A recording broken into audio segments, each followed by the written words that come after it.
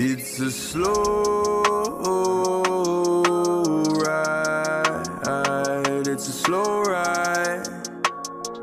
It's a slow ride to Neverland. It's a slow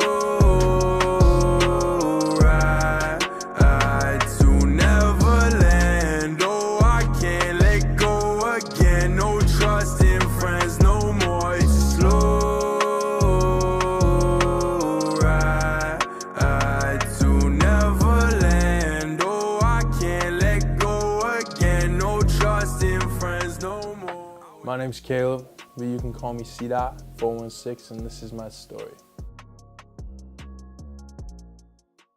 Ever since I was a kid, I loved music. I don't know, my mom would tell me stories about me in the backseat of the car or something, and I'd like just be going like this as a baby, just kind of jamming out to any kind of music.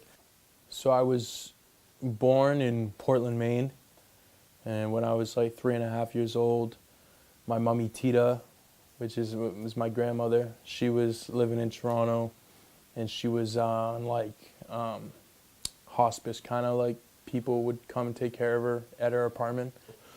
My sister, my mom and I moved up there, and we didn't really get situated at first. It was kind of hard. We were living in my mom's Jeep. So she went and got a job at a school, saved up some money. We got an apartment at 88 Bernard Avenue. That big ass building right there, that's my 88 Bernard Avenue, bitch! In the annex. It's right downtown. My mommy Tita passed away in 2008. Around the same time, my mom got diagnosed with melanoma. I am Caleb's mother. My name's Hillary. Just a little bit before the move, I was diagnosed with stage 4 cancer, and that really affected him. Like any teenager going through so much, his decisions weren't the best, and he got into some trouble.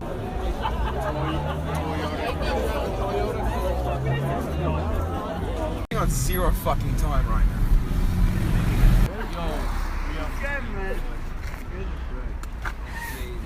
What's going on? What's going on? You know he lives in the States?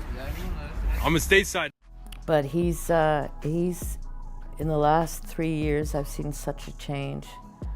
He's grown up. He's doing what he wants to do,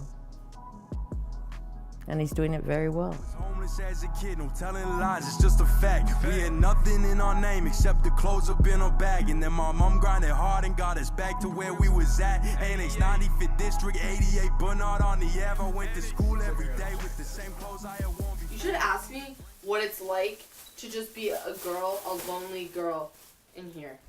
What's it like to be a lonely girl? It fucking sucks, bro.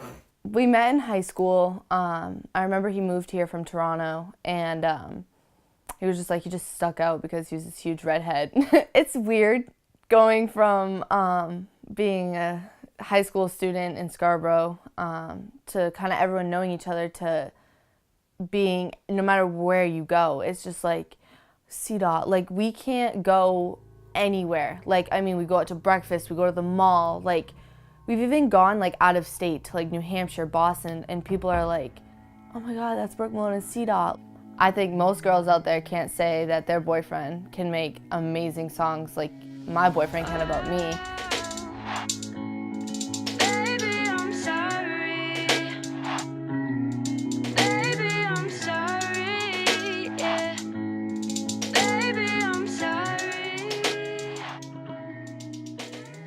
I met Caleb, the first time I ever met Caleb, he was working at McDonald's in Scarborough, and he just popped out of a broom closet, and he was like, hey, I'm Caleb. And I was like, all right, cool, what's up, I'm Tom. It actually took us a while, compared to what you would think, to be like where we are. Like, Caleb's my brother now, but like it took us a while to become where we are. I became Caleb's manager when I heard his first song, Wrist Zone, and I heard that song, and I was like, man, that's like way above what anybody has made in the area.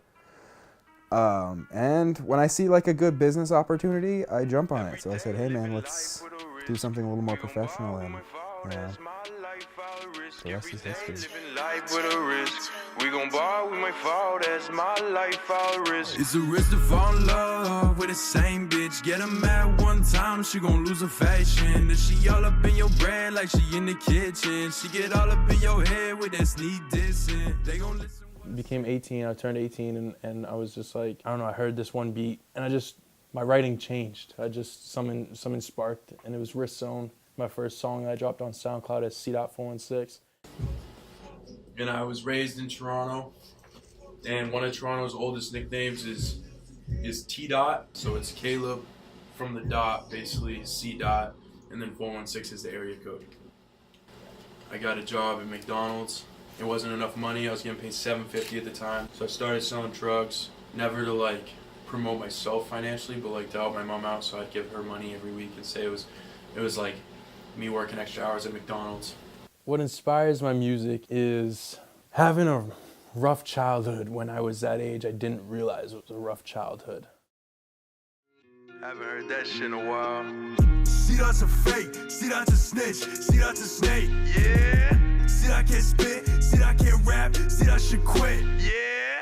Fuck that guy. See, that's what a guy that here's a bitch. Don't fuck GBS boys. Pull up. Yeah, you know we in the cut. From the borough to the dot. Everybody feel the love. Gave the fam some happiness. So, of course, I feel the love. I got stabbed right out in Portland, but that shit, it couldn't stop me. They be shooting in my city. When they see me, they ain't popping. So I fly back to the dot.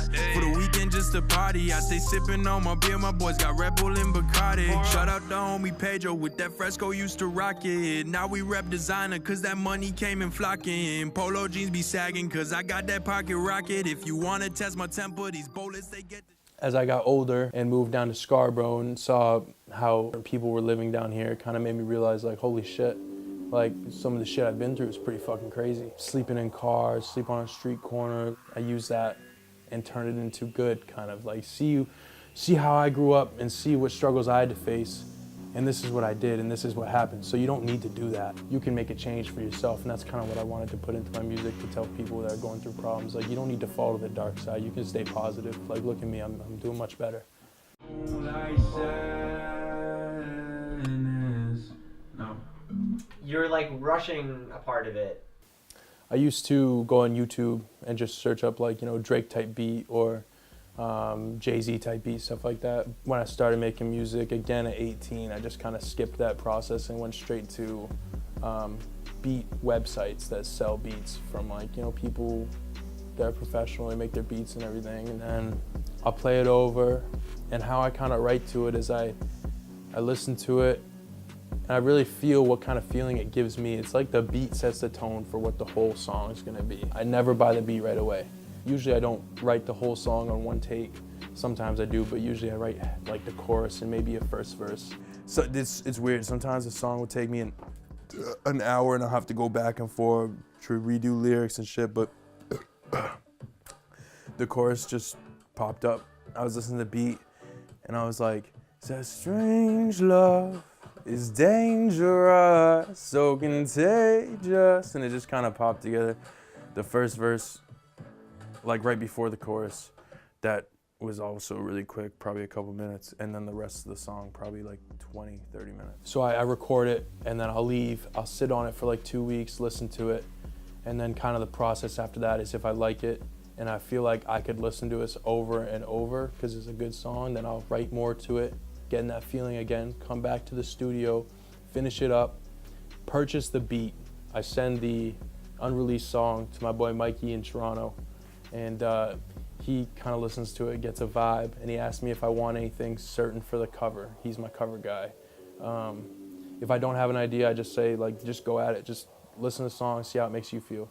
And then he, 9 times out of 10, first idea he drops to me, I'm like, damn, that's fucking awesome. So he just, you know, creative minds, man. He just figures it out, sends it to me. I send it to my manager, Tom. Then he gets it all set up and ready for release. And then we pay for it to get released. It takes about 2 weeks for them to check over it and accept it and everything. And then from that point, once we have a set date of when it can come out, we can release a release date with the cover saying, hey, this song I previewed a month ago, it's coming out in 2 weeks. All music platforms, strange love.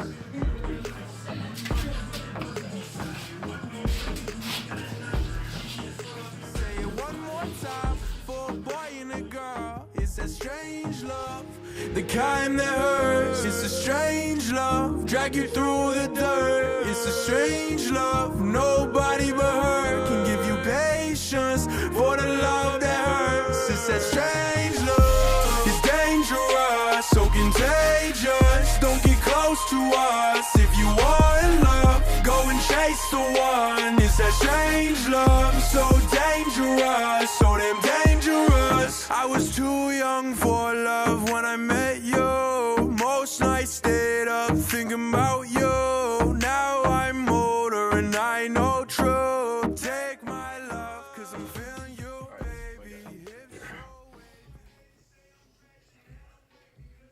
But it's a fact that I done made it out the struggle there and back. Ain't nobody tell me shit, I'm blocking out the negatives. Don't give a fuck about opinions, I ain't judging how you live. Leave my ass the fuck alone. Go tell someone else who cares. All this beefing on the phone lets me know that you're aware I'm the best around your home, and jealousy is what you wear. I think it might be right to show you my time is clearly near.